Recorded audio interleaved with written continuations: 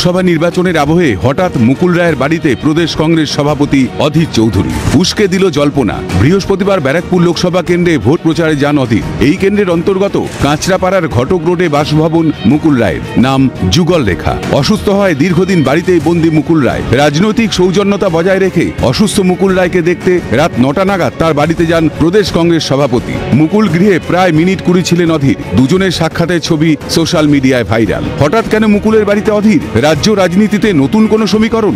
কথা হলো কিছু কথা ওটা দেখতে এলাম। কেমন আছেন উনি? দাদা কেমন আছেন? অসুস্থ আছে। কি করছে? কিছু কথা হয়নি। কেমন আছেন জিজ্ঞেস করলো, আর কিছু করি। কি কথা হলো? কেমন আছেন জিজ্ঞেস করতে এলাম, আর কোনো কথা না না এইটুকু সঙ্গে কি কথা হবে? এমনি এলাম, তার সঙ্গে চেনা জানা আছে আমার, তাই এলাম। কেমন আছেন?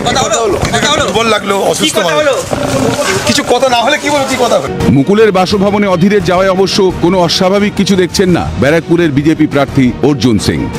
কি বলবো, এটা সৌজন্যতামূলক। উনি এসছেন এখানে, অধীরদা মুকুলদার সঙ্গে অনেক পুরনো সম্পর্ক, দেখা করেছেন, এটা কোনো খারাপ ব্যাপার না। এটাকে তো আমি রাজনীতিতে সবার করা উচিত।